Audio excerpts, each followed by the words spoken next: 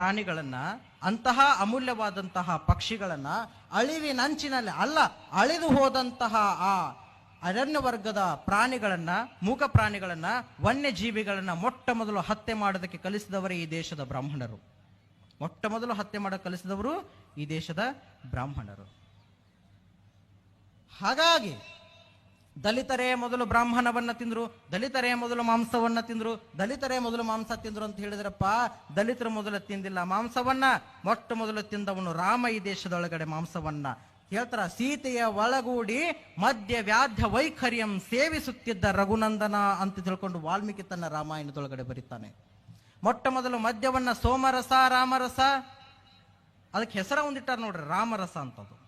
ಆ ರಾಮರಸವನ್ನ, ಸೋಮರಸವನ್ನ, ಮದ್ಯ ಮಾಂಸವನ್ನ ಮೊಟ್ಟ ಮೊದಲು ತಿಂದವನು ದಲಿತರಲ್ಲ, ಉತ್ತಮರೇ ತಿಂದದ್ದು, ಅವರೇ ಕಲಿಸಿದ್ರು. ಅದ ಕಡೆ ಕುವೆಂಪು ಅವರು ತಮ್ಮ ರಾಮಾಯಣ ದರ್ಶನದಲ್ಲಿ ಹೇಳ್ತಾರೆ, ಈ ದೇಶದಲ್ಲಿ ಮೂಲವಾಸಿಗಳೆಲ್ಲ ರಾಕ್ಷಸರು, ಹೊರಗಿಂದ ಬಂದವರೆಲ್ಲ ದೇವತೆಗಳು.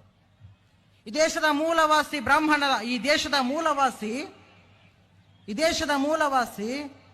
ಮಹಿಷಾಸುರ, ಈ ದೇಶದ ಮೂಲವಾಸಿ ಮಹಿಷೆ, ಈ ದೇಶದ ಮೂಲವಾಸಿ ಹಿರಣ್ಯಾಕ್ಷ, ಈ ದೇಶದ ಮೂಲವಾಸಿ ಹಿರಣ್ಯಕಶಿಪು.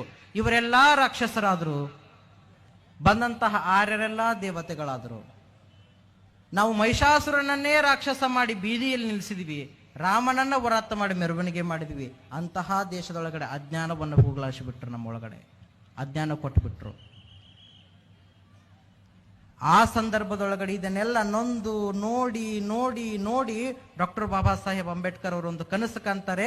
ಭವ್ಯ ಭಾರತದ ದಿಗಂತದ ನೂತನವಾದಂತಹ ಬಸವಣ್ಣನ ಚಿಂತನೆಗಳನ್ನ, ಬುದ್ಧನ ಚಿಂತನೆಗಳನ್ನ ಹೆಪ್ಪು ಹಾಕಿ ಕಟದು ತುಪ್ಪ ಕೊಟ್ಟರು. ಅದೇ ಈ ಭಾರತ ದೇಶದ ಭವ್ಯ ಸಂವಿಧಾನ.